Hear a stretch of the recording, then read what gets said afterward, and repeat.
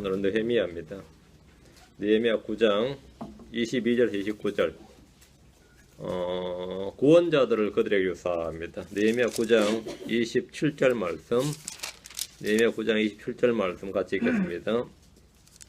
그러므로 주께서 그들을 그들의 원수들의 손에 넘겨주사 그들이 그들을 괴롭게 하며 그들이 고난을 당하여 주께 부르짖을 때에 주께서 하늘에서부터 그들의 말을 들으시고 주의 많은 긍휼에 따라 구원자들을 그들에게 주사 그들이 그들의 원수들의 손에서 그들을 구원하게 하였으나 구원자들을 주셨다 했죠.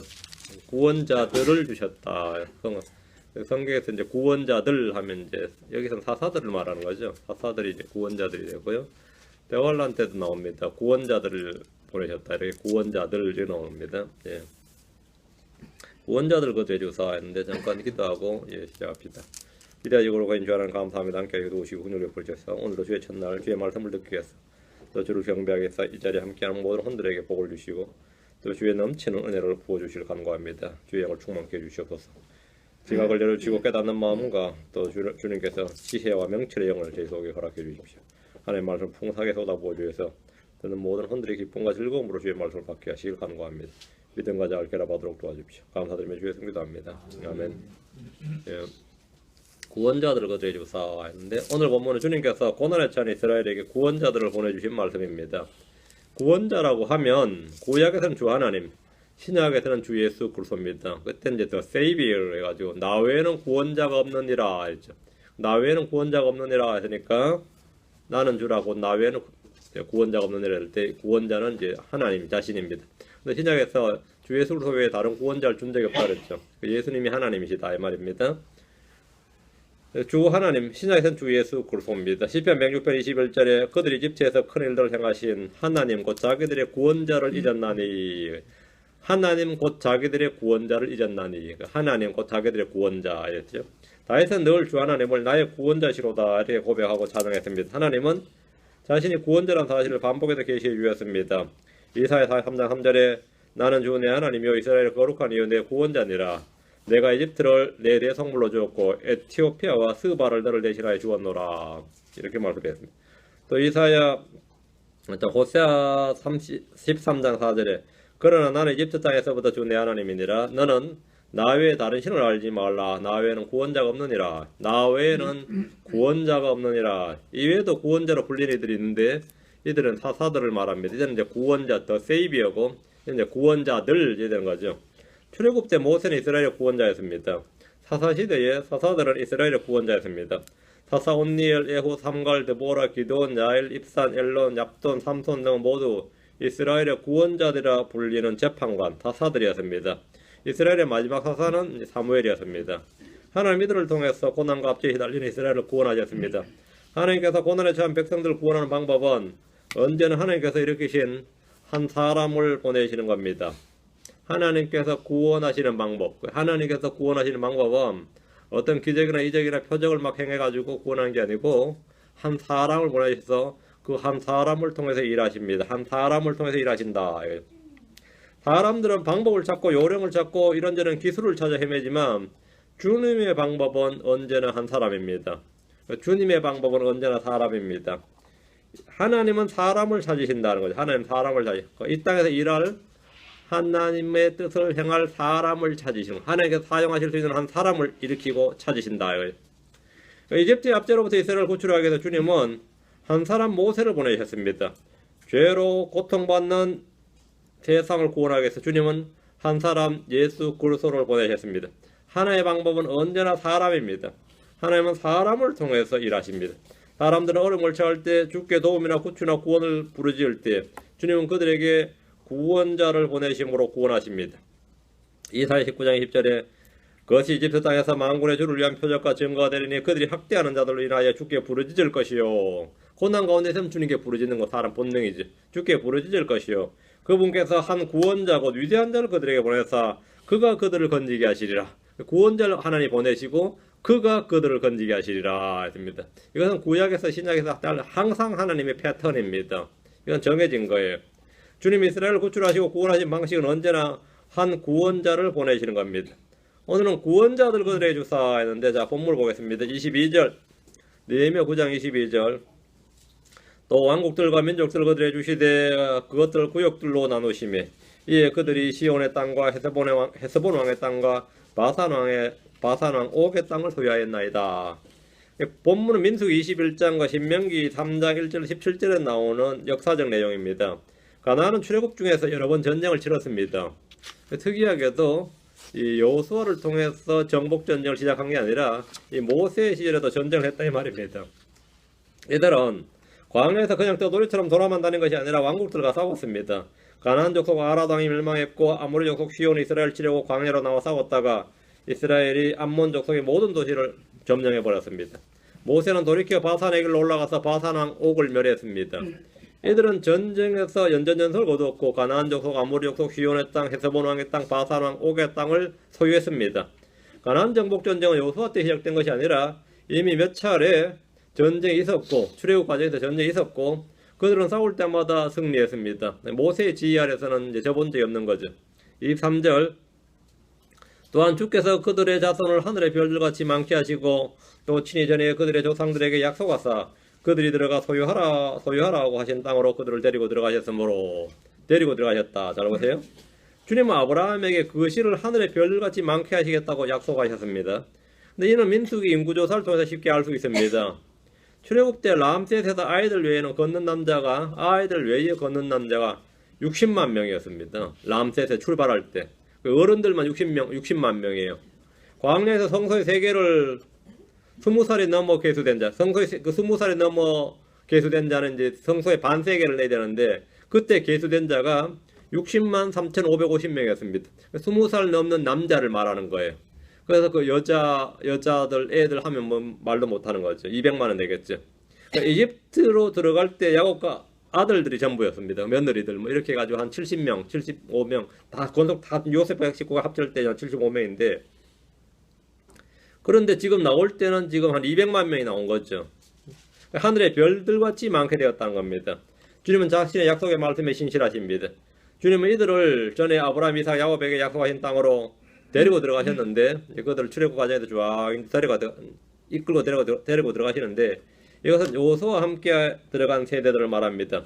이스라엘은 불신과 불순종으로 광야에서 멸망할 뻔했지만 주님은 그들을 약속의 땅으로 데려가셨습니다. 24절 이처럼 그들의 자손이 들어가 그 땅을 소유하였으며 이제 여호수아서죠. 주께서 그 땅의 거주민 가나안 족속을 그들 앞에서 정복하시고 여기 중요한 겁니다. 주께서 정복하시고 여호수아가 정복한 게 아닙니다. 주께서 정복하시고 그들과 그들의 왕들과 그 땅의 백성을 그들의 손에 넘겨주사 그들이 원하는 대로 저들에게 행하게 하심에 종으로 삼고 싶으면 종으로 삼고 죽이고 싶으면 죽이고 그랬죠. 원하는 대로 행하게 하심에 이 장면은 여호수아 1장에서 9장까지 가나안 정복 전쟁을 다루고 있습니다. 이스라엘 자손은 가나안 땅으로 들어와서 그 땅을 소유했는데 이미 가나안 족속들이 살고 있는 땅을 소유하는 방법은 뭐죠? 와서 이게 빈 공간이 아니었단 말이죠. 그 땅엔 거주민이 있었어요. 신대륙이 아니었습니다. 그 땅엔 거주민들이 살고 있었기 때문에 거주민들이 살고 있는 땅을 완전히 정복하는 것은 뭐죠? 차지하는 방법은 정복밖에 없죠. 전쟁을 통한 정복밖에 없어요. 가나안 땅을 완전히 정복을 했단 말이죠. 당시 가나안 땅에는 이스라엘 민족보다 크고 강한 7민족이 거하고 있었습니다. 더 큰 민족과 1대1로 싸우는 것도 좀 힘든 일입니다. 보통 이 정복, 공격과 방어는 말이죠. 병법에서 3대1로 봅니다. 공격이 3배가 돼야지 방어를 잡을 수 있다. 최소한 그래 동등한 전력이라 봐요. 공격이 3배는 돼야. 그런데 지금 더 큰 민족이 지금 이스라엘보다 더 큰 족속이 7족속이나 있어요. 7족속이나 그 땅에 이스라엘 족속보다 큰 족속이. 근데 그 7족속을 때려 부숴야 되는 거죠. 정복을 해야 된단 말이죠. 그 7족속이 이제 헷 족속, 기르가스 족속, 아모리 족속, 가나안 족속, 브리스 족속, 히위 족속, 여부스 족속입니다. 광야에 있던 이스라엘을 누가 가나안 땅으로 데려간 겁니까? 누가 그들을 정복했습니까? 누가 데려왔어요? 누가 그들을 정복했느냐? 굉장히 중요합니다. 대부분 다 여호수아라고 답합니다. 주일학교 때부터 그래 배워가지고. 근데 성경은 여호수아가 아니라 주께서 그들을 데려가시고 주께서 그들을 정복하시고 이렇게 말합니다. 정복자는 여호수아가 아니라 주님이십니다. 그들은 가나안 땅으로 데려가신 분도 주 하나님입니다. 그들을 가나안 땅으로 데려가신 분도 주 하나님입니다. 신명기 7장 1절에 주 내 하나님께서 내가 가서 소유할 땅으로 너를 데려가시고 주 내 하나님께서 데려가시고 내 앞에서 여러 민족 곧 헷 족속과 기르가스 족속과 아모리 족속과 가나안 족속과 브리스 족속과 히위 족속과 여부스 족속 등 너보다 크고 강한 7민족을 내쫓으실 때에 여기서 말하는 주 하나님이 바로 신약의 주 예수님이십니다. 이거는 교리적으로 좀 중요합니다. 사도행전 7장 45절, 히브리서 4장 8절. 이거 킹제임 성경에서만 발견되는 진리입니다. 다른 성경은 다 틀렸다 이 말입니다. 그러면 또 자기만 다 맞다 그런다고 그러면 자기만 맞는 게 아니라 이 성경만 맞습니다. 사도행전 7장 45절. 개혁 성경의 기타 역본들은 주의 말씀을 변개해버렸기 때문에 결코 이 진리를 성경을 100번을 통독해도 알 수가 없습니다. 사도행전 7장 45절. 그 뒤에 일어난 우리 조상들이 하나님께서 우리 조상들 앞에서 쫓아내신 이방인들의 소유지 안으로 예수와 함께 또한 것을 가지고 들어가서 다윗의 시대까지 이르렀느니라. 잘 보세요. 이방인들의 소유지 안으로 가나안 땅으로 말이죠. 예수와 함께, 여기 언더라인. 예수와 함께. 여호수아와 함께 아닙니다. 예수와 함께입니다. 예수와 함께예요. 개혁 성경 보면 여호수아와 함께 이렇게 되어 있어요. 그러게 말이 된다고 생각하죠. 우리 예수와 함께가 틀렸다고 생각해요. 예수와 함께가 아니다 이거 여호수아와 함께가 해야지 말이 된다 이렇게 생각하지. 여호수아와 함께가 아니라 예수와 함께가 맞습니다. 왜? 주님께서 그들을 데리고 들어가셨다고. 주님께서 그들을 쫓아내셨다고. 가나안으로 들어올 때 그들 앞에 이끄신 분은 주의 천사, 주의 군대 대장으로 불리는 예수님이었습니다. 주 예수 그리스도십니다. 그분이 칼을 잡고 가나안 족속들을 쫓아내신 겁니다. 여호수아와 이스라엘은 그분을 뒤따르며 승리를 노량물로 취한 겁니다. 히브리서 4장 8절. 히브리서 4장 8절. 여러분 이런 구절들을 잘 알아두셔야 됩니다. 만일 예수가 그들에게 안식을 주었더라면 그분께서 그 뒤에 다른 날을 말씀하려 하지 아니하였으리라. 만일 누가요? 예수가 그들에게 안식을 주었더라면 여기도 킹제임 성경을 제외한 다른 모든 성경에 여호수아라고 되어 있습니다. 여호수아가 어떻게 안식을 줘요? 예수가 안식을 주지. 예수가 안식을 줬다. 구약에 계시된 예수 그리스도도 한 말이죠. 구약에서 예수 그리스도가 가나안 땅을 그들에게 줬고 약속대로 아브라함과 이삭과 야곱에게 약속하신 그것을 성취했다고요. 그 하나님께서만. 그 구약에 계시된 예수님이십니다. 이스라엘에게 안식을 주신 분은 하나님이십니다. 만일 예수가 그들에게 안식을 주었더라면 그분께서 그 뒤에 다른 날을 말씀하려 하지 아니하셨으리라. 당연히 그분께서 그 뒤에 그분하고 말이 맞죠. 예수가. 그 여호수아 말이 안 맞지. 자체 본문 자체가. 이해됩니까? 예. 이스라엘에 안식을 주신 분은 하나님이십니다. 이스라엘은 가나안 정복 전쟁을 중도에 그만뒀기 때문에 참 안식을 얻지 못했습니다. 여기서 핵심은 이스라엘의 가나안 정복 전쟁의 주체가 신약의 주 예수 그리스도시다 이 말이에요. 주 예수 그리스도시다. 자, 다시 느헤미야로 옵니다. 느헤미야로 와서 25절 9장 25절. 그들이 견고한 도시들과 기름진 땅을 취하고 모든 좋은 물건으로 가득한 집과 파서 만든 우물과 포도원과 올리브밭과 많은 과일나무를 소유하여 이로써 먹고 배가 불러 살이 찌고 주의 큰 선하심을 즐겨 싸우나. 즐겨 싸우나란 말이 좀 의미가 애매하네. 딜라이티드 기뻐하였습니다 이런 말이죠. 주의 큰 선하심을 기뻐하였으나 이런 말입니다. 즐거워하였으나 이제 즐겼다 그러니까 좀 쾌락주의 같네. 예, 주의 큰 선하심을 즐거워하였나이다. 이 구절은 가나안에 들어와서 살고 있는 장면인데 사사기에 해당합니다. 이제 여호수아에서 사사기로 띄운 겁니다. 역사가 지금 쫙쫙 흘러가요. 여호수아 당시에 이들이 정복 전쟁을 마치고 땅을 유업으로 상속받았습니다. 지파별로 땅을 받았을 때 이들은 새로운 도시를 건설해야 되는 황무지나 사막에 온 것, 산지에 온 것이 아니었습니다. 이미 밭과 셈과 집이 있었습니다. 정복 전쟁을 하면서 재산을 그대로 몰수했기 때문에 광야에서 곧바로 도시 생활로 전환이 가능했습니다. 광야에 천막 생활을 하다가 갑자기 뭐하죠? 집을 지으려면 멀었다가 아니라 곧바로 도시 생활로 들어갔단 말이죠. 곧바로. 여호수아를 통해서 주님께서 말씀하시기를 여호수아 24장 13절에 또 너희가 수고하지 아니한 땅과 너희가 짓지 아니한 도시들을 내가 너희에게 주었더니 너희가 그것들 가운데 가며 또 너희가 심지 아니한 포도원과 올리브밭의 열매를 너희가 먹는도다. 그래서 주님께서 이 광야 생활 끝나면서 만나를 딱 중단하셨을 때 어이구 우리가 어떻게 하냐가 아니라 바로 먹을 것이 있었던 거죠. 전혀 문제가 없었습니다. 너희가 먹는도다 이렇게 말씀하셨어요. 이들은 전쟁을 통해 얻은 열매 승리의 노량물에 생각할지 몰라도 전쟁 역시 주님께서 하신 것이지 그들의 칼이나 활로 한 것이 아닙니다. 전쟁은 주님이 하신 것입니다. 승리도 주님이 하신 거고 요서 24장 12절에 내가 말벌을 너희 앞에 보내어 그들 곧 아모리 족속의 두 왕을 너희 앞에서 쫓아내게 하였나니 이것은 너희 칼이나 너희 활로 한 것이 아니니라. 너희 칼이나 너희 활로 싸워서 이긴 게 아니다 이 말입니다. 주님이 먼저 싸워서 이긴 거고 너희들은 그냥 따라가면서 승리를 취한 게 다예요. 한마디로 이들이 얻은 정복은, 승리는 은혜의 선물이었습니다. 유업의 상속은 믿음으로 순종한 성도의 주께 얻는 선물입니다. 하나님은 값없이 그들에게 이 모든 걸 주셨습니다. 주님이 먼저 앞서 나가 싸우고 넌 그냥 따라오면 된다는데 이걸 못해가지고 처음에 뭐 우린 가면 안 된다, 진다, 못 이긴다 그 난리를 쳤던 겁니다. 그래서 40년 광야 생활한 겁니다. 앞에 거인들이 있든 뭐 있든 간에 주님이 앞서 싸우신다면 문제될 게 없죠. 주님 주위에 군대 대장이 칼 들고 나가서 앞서 싸우는데 그들 따라가면 돼요. 따라가면 되는 거예요. 그게 우리도 신앙생활이 마찬가지입니다. 그냥 우리가 볼 때 뭐 못한다, 안 된다, 되지도 않는 걸 한다, 뭐 무모한 시도를 한다 싶어도 사실은 그 순종이 말이죠. 승리를 줍니다. 유업의 상속은 믿음으로 순종한 자들의 주시는 선물입니다. 하나님 값없이 그들에게 이 모든 걸 주셨습니다. 성도들은 누구든지 승리를 선물로 노량물로 얻을 수 있습니다. 이스라엘은 견고한 도시를 얻었고 기름진 땅을 취했습니다. 모든 좋은 물건으로 가득한 집을 얻었고 파서 만드는 물과 포도원과 올리브과 좋은 과일나무를 소유했습니다. 광야에서 그들은 이집트에서 가지고 나온 물건이 전부였지만 가나안에 들어와서 구하는 것이나 생각을 가진 이상으로 얻었습니다. 이게 너무 좋은 거예요. 너무 좋은 거죠. 그들은 배가 불러 살이 찌고 주의 큰 선하심을 즐겼습니다.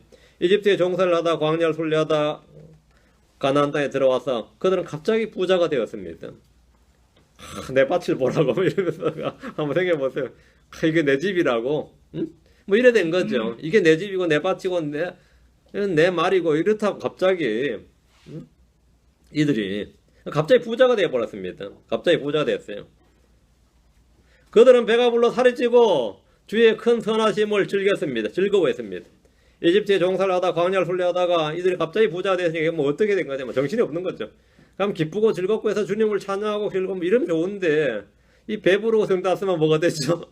사람이 어떻게 된 거예요? 예, 나태해지고 게을러지죠. 집과 땅과 밭을 소유했습니다. 이들은 주의 큰 선하심을 기뻐했습니다. 마음이 기쁘고 입은 찢어질 듯 했습니다. 무릇 성도들은 주의 선하심을 맛보아 알아야 됩니다. 시편 34편 8절에 오 주께서 선하신 것을 맛보고 알지어다. 그분을 신뢰하는 사람은 복이 있도다. 그분의 주께서 선하신 것을 맛보고 알지어다.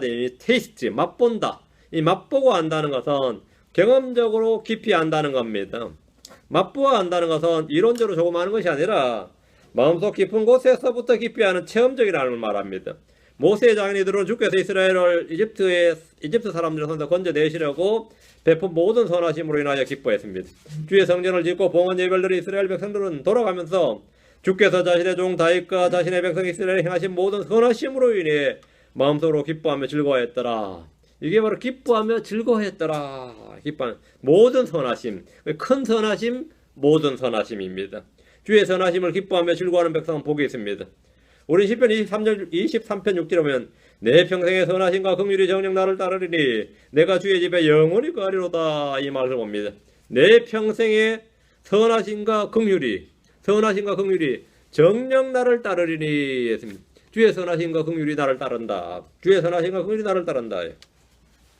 주의 선하심은 누구에게 보이고 누구에게 주어집니까? 주를 두려워하는 자들, 주를 신뢰하는 자들입니다. 주를 두려워하는 자들과 주를 신뢰하는 자들이 주의 큰 선하심, 모든 선하심을 체험하고 맛보고 알 수 있습니다.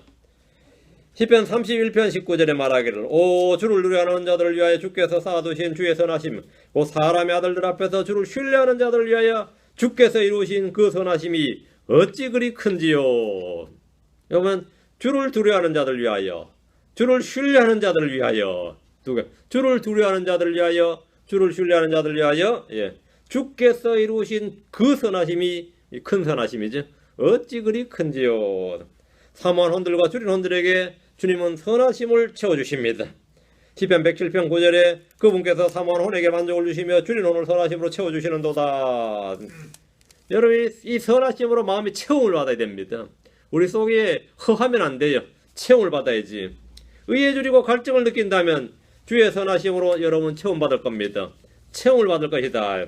한국 성경에 보면 의에 줄인 자는 배부를 것이며 이래 있죠. 배부를 것이며가 아니고 채워질 것이요. They shall be filled입니다. 의에 줄인 자들은 채워질 것이요. 뭐 주의 선하심으로 채워지신다. 주의 성령으로, 주의 은혜로, 주의 긍휼로 채워진다는 겁니다. 주님께서 채운다. 우리 계획성경에 보면 의에 줄이고 목마른 자는 뭐는 배부를 것이 묘해됐죠. 배는 왜 불러요? 채워질 것이요. 하나님께서 채우실 것이요, 이 말입니다. 채워질 것이요, 이렇게 해야 됩니다. 우리 금정리에도 아마 배부를 것이 묘했는데 왜 그래 놨을 것 같아요. 계획 보고 뺏긴 겁니다. 그렇게 하면 안 되고 채워질 것이요. 주님은 선하심으로 채워주신다고 약속하셨기 때문에 채워집니다. 이런 체험을 하는 성도들이 할 일은 주를 찬양하는 겁니다. 주를 찬양하는 거예요.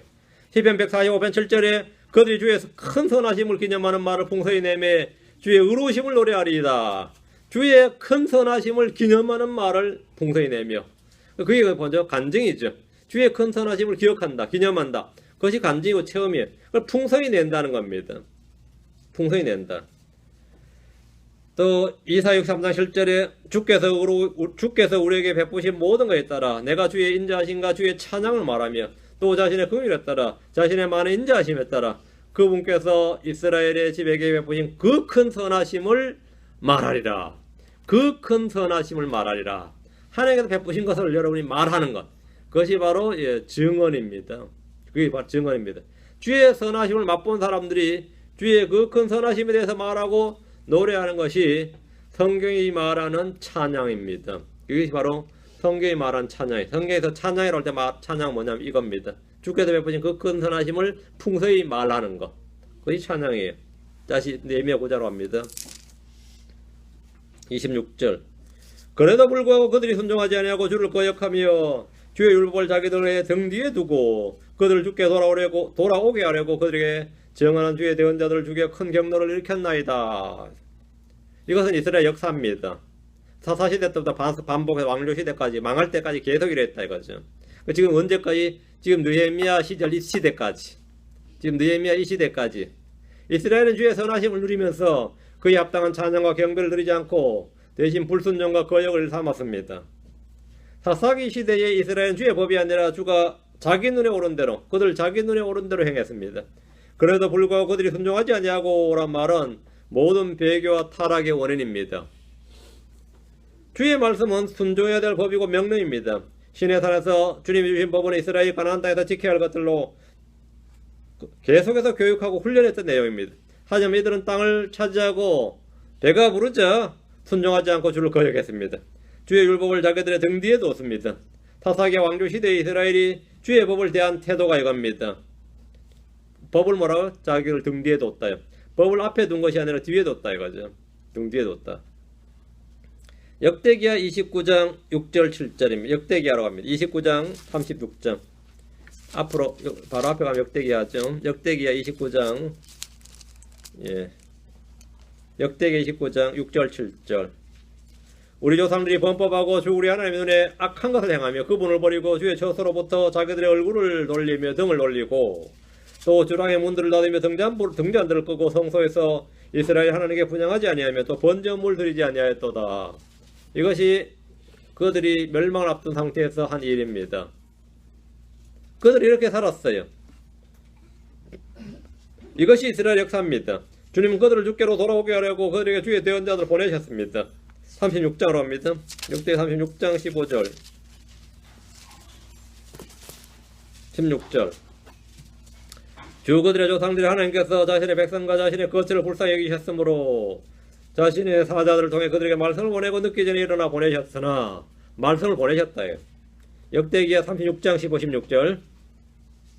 자신의 사자들을 통해 그들에게 말씀을 보내고 늦기 전에 일어나 보내셨으나 그들이 하나님의 사자들을 조롱하고 그분의 말씀들을 멸시하며 그분의 대언자들을 학대하여 마침내 주께서 자신의 백성을 향해 진노하사 구제할 길이 없게 되었더라.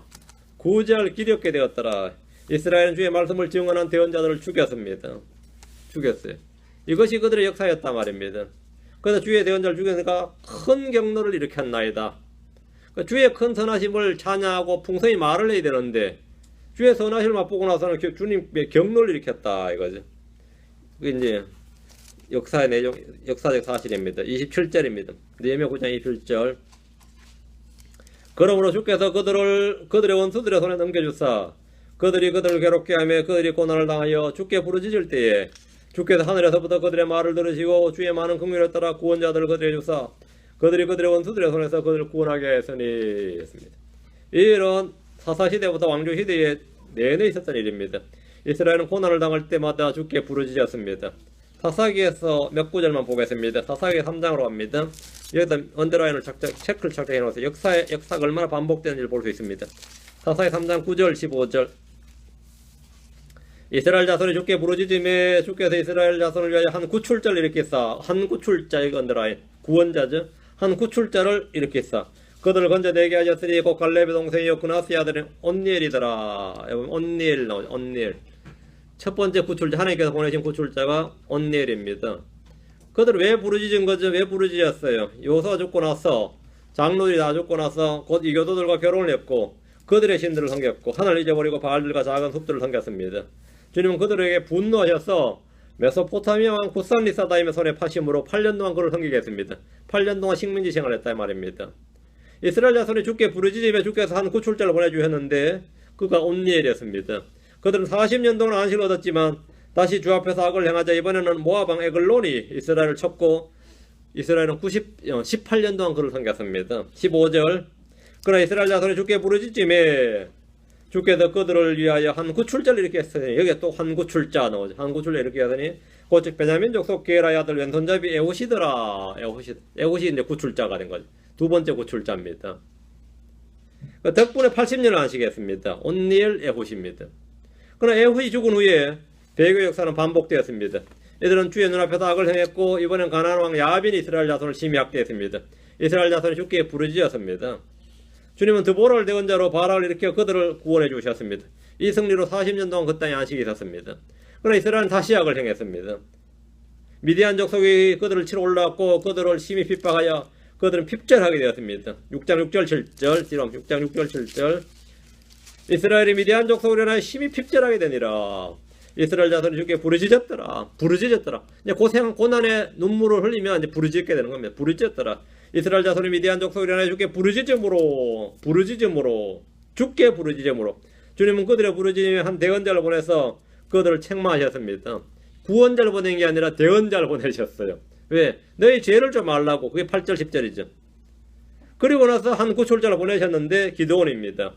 이스라엘의 배교와 타락과 불법과 우상 숭배는 치료되지 않는 병이요 뿌리가 그대로 살아있는 죄였습니다. 그들은 반복해서 죄를 지었습니다. 주님은 모압과 암몬 족속을 통해 그들과 싸우게 하심으로 이스라엘의 고통이 심했습니다. 그들은 다시 또 주께 부르짖었습니다. 10장 10절입니다. 사탄은 온통 이게 반복이에요. 막 쳇바퀴 돌아요. 이스라엘 자손이 주께 부르짖어 이르되 우리 하나님을 버리고 또한 바알들을 섬겨서므로 주께 죄를 지었나이다니. 회개한 것 같죠? 주께 죄를 지었나이다니. 부르짖으면서 이제 이렇게 말했어요. 하나님들이 부르짖을 때마다 그들을 구원해 주셨습니다. 이번에 입다를 보내셨습니다. 입다가 구출자였습니다. 그 이후에는 삼손을 보내셨습니다. 그 다음은 사무엘입니다. 주님께서는 주의 많은 공의에 따라 구출자들을 보내셨습니다. 지금 이것이 바로 느헤미야서에서 말한 뭐죠? 구원자들을 보내셨사. 구원자들을 그들에게 주사 이겁니다. 구원자들을 그들에게 주사. 구원자들 그들에게 주셨습니다. 하나님 주신 구원자들은 바로 사사들입니다. 그런데 이들은 사사시대를 종결하고 스스로 왕국을 만들어서 나라와 민족을 지키겠다. 이제는 하나님께서 보내주신 사사들을 기다릴 게 아니라 우리가 왕국을 만들어서 왕이 있으면 우리가 스스로 군대를 조직해서 전쟁하면 될 거 아니냐. 맨날 어째마다 부르짖고 사사 보내주고 또 하고 그렇게 역사를 반복하지 말자. 지겹단 말이죠. 그래서 왕을 만들어서 왕조국가를 만들어서 우리도 다른 나라처럼 싸우면 되지 뭐라고. 그 정치체제를 한번 바꿔보자 말이에요. 그 사사시대에서 신정체제에서 왕정체제로 바꾸었습니다. 그래서 그들은 초대왕으로 사울을 왕으로 선출을 했어요. 이후로 하나님께서 보내주신 구원자들이 아니라 자신들이 세운 왕이 직접 군대를 조직해서 스스로 지켜야 했습니다. 근데 사울왕은 40년을 했는데 제대로 정복을 못했어요. 40년을 싸웠는데 사사가 나타났을 때는 어땠어요? 단번에 끝장을 봤다고. 그리고 나서 안식하였더라거든요. 사울이 왕이 됐는데 전쟁을 계속 하는 거예요. 40년 동안 전쟁하는데 이기질 못해. 그냥 수비야 계속. 이게 더 피곤한 거야. 더 피곤하죠. 근데 사울왕이 망하고 나서 다윗이 있는데 이번 다윗은 좀 걸출했습니다. 다윗은 정복전지를 벌여서 수비가 아니라 공격이었어요. 그래서 땅을 마음껏 넓혔는데다 이때가 좋았어요. 이때가 좋았어요. 아마 역사상 유일하게 이스라엘 역사상에 가장 좋았던 때가 이 다윗 왕이었습니다. 그 다윗 왕이 이제 했어. 계속해서 이런 왕이 나타나면 좋은데 다윗과 솔로몬까지 끝이었습니다. 그 뒤부터는 르호보암인데 이때부터 외적도 외적이 아니라 지들끼리 나눠가지고 남북왕국이 싸우는 거예요. 이번에는 남한국 북왕국이 싸워. 이제부터는 외적도 무섭지만 이제는 자기들끼리 싸워야 되는 거예요. 북왕국과 남한국이 싸워야 돼. 남북이 수시로 싸웠습니다.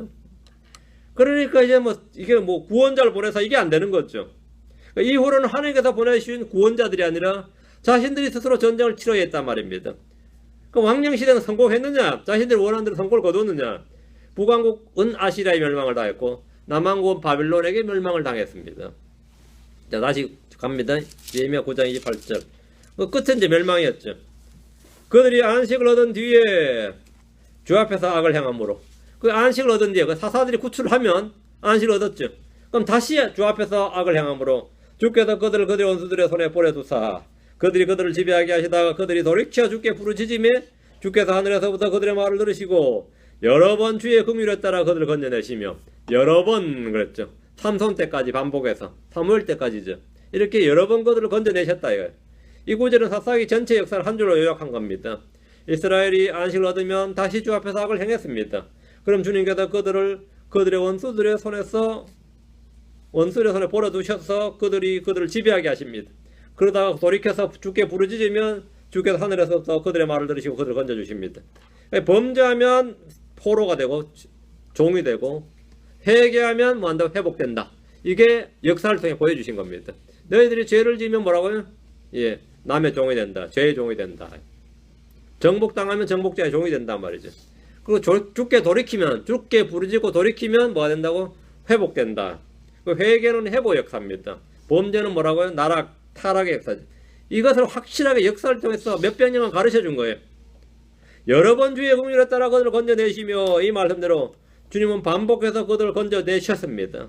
문제는 역사를 통해서 이들은 아무것도 배우지 못했다는 겁니다. 그 역사를 통해서 배우는 게 아무것도 없었다. 그 역사는 계속 돌고 도는 겁니다. 배우지 못하니까 역사는 진보하는 게 아닙니다. 돌고 도는 겁니다. 29절입니다. 그들을 다시 주의 율법으로 데려오려고 그들이 정을 하셨으나 그들이 교만히 행하여 사람이 행하면 그 가운데 살게 될 주의 명령에 귀를 기울이지 아니하며 주의 판단의 법도를 거부하여 죄를 짓고 어깨를 뒤로 빼며 목을 굳게 하고 들으려 하지 아니하였나이다. 이스라엘은 안식과 고난과 부르짖음과 구출을 반복했는데 주님은 이들을 다시 주의 율법으로 데려오려고 증언하셨습니다. 그들을 다시 주의 율법으로 데려오려고, 주목하십시오. 하나님 이스라엘을 주의 율법으로 데려오려고 그들에게 증언하셨습니다. 대언자들은 백성들에게 주께로 돌아오라, 하나님께 돌아오라고 외쳤습니다. 회개는 주께로 돌이키는 겁니다. 회개는 주께 돌이키는 겁니다. 이사야 55장 7절에 사악한 자는 자기 길을 버리고 불의한 자는 자기 생각을 버리고 주께로 돌아오라. 그리하면 그분께서 그에게 긍휼을 베푸시리라. 우리 하나님께로 돌아오라. 그분께서 풍성하게 용서하시리라.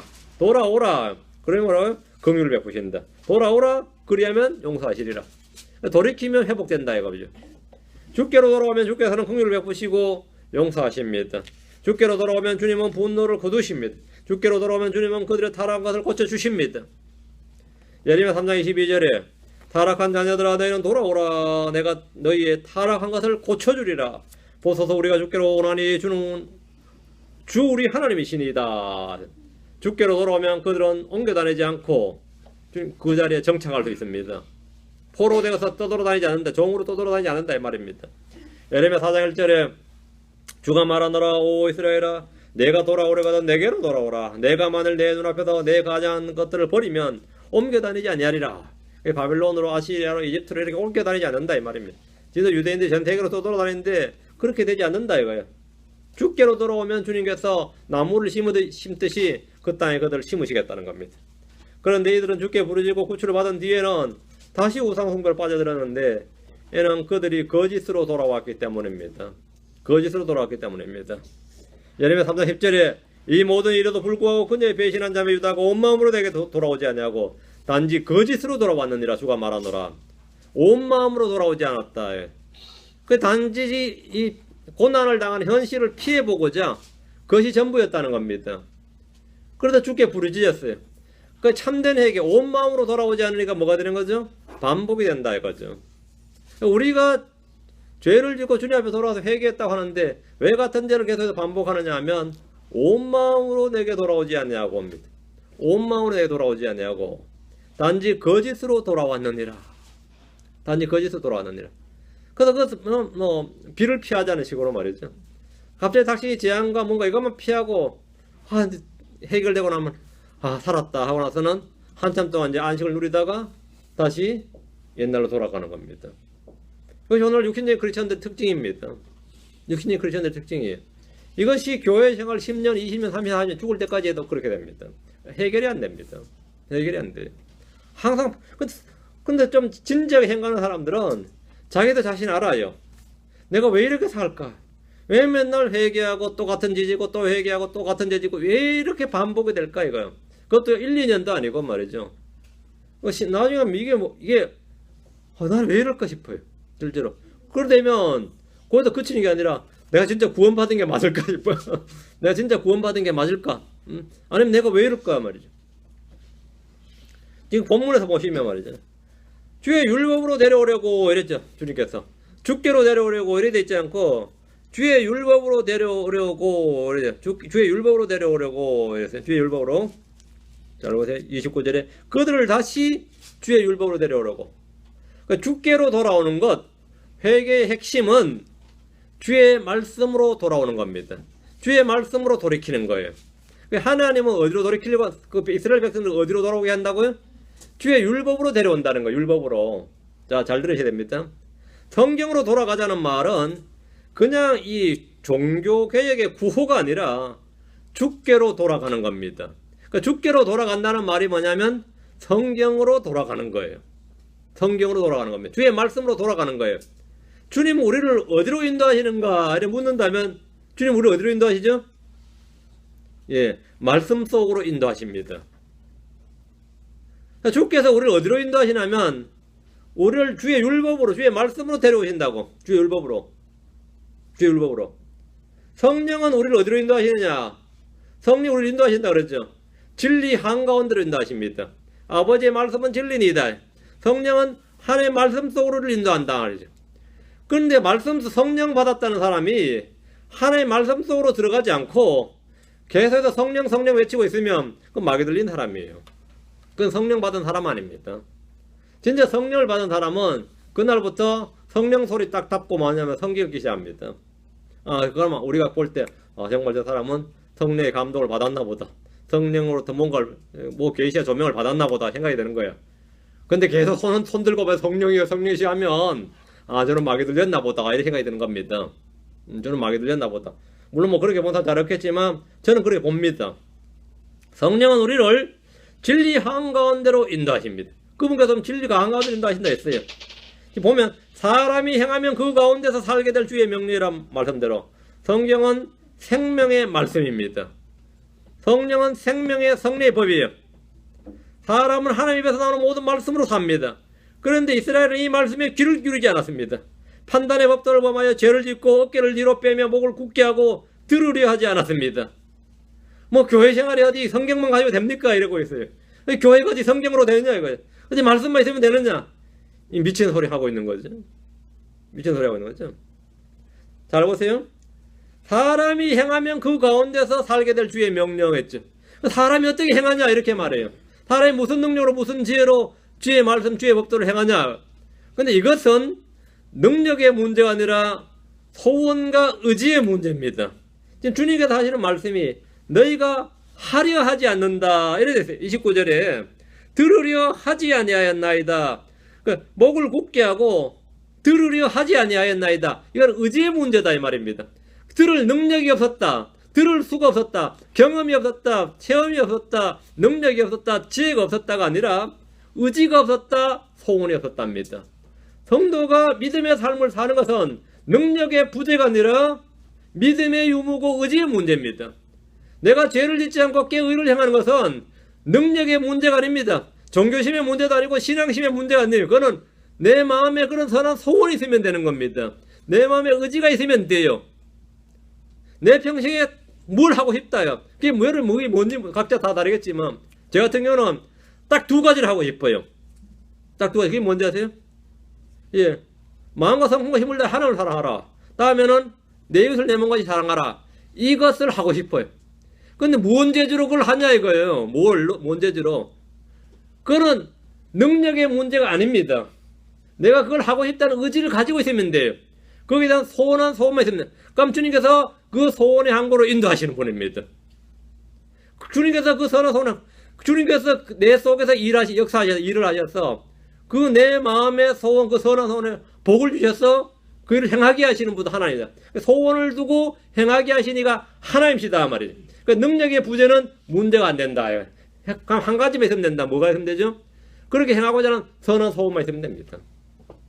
선한 소원만 있으면 돼요. 그 돈이 없다, 능력이 없다, 학력이 없다, 뭐 학위가 없다, 이런 거는 문제가 아니다 이 말입니다. 그건 아니다 이 말이에요. 그럼 왜 안 되느냐? 전부 다 뭐가 없다고? 그들의 본질은 뭐가 없는 거죠? 예, 소원과 의지가 없는 겁니다. 그들은 이 교회를 하고자 하는 소원과 의지가 없어요. 그들 함께 뭐 하고자 하는 선한 소원과 의지가 없는 겁니다. 다른 거 아니에요? 그게 없는 거지. 모든 일의 문제는 능력의 결핍이 아니다 말입니다. 순종의 의지와 소원이 없었다는 말입니다. 성도의 삶의 핵심은 나의 능력의 유무가 아니라 행하려는 의지와 소원의 문제입니다. 이들은 주의 말씀을 들으려 하지 않았기 때문에 바벨론에 멸망당하고 70년의 종살을 한 겁니다. 다른 이유가 없습니다. 다른 이유가 없었어요. 그들의 능력의 부재가 아니다. 능력의 문제가 아니었다 아닙니다.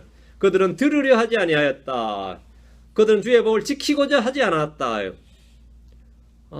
그건 율법 지킬래야 지킬 수가 없어요. 이런 거 있죠. 그거 아닙니다. 지킬 의지가 없는 거지.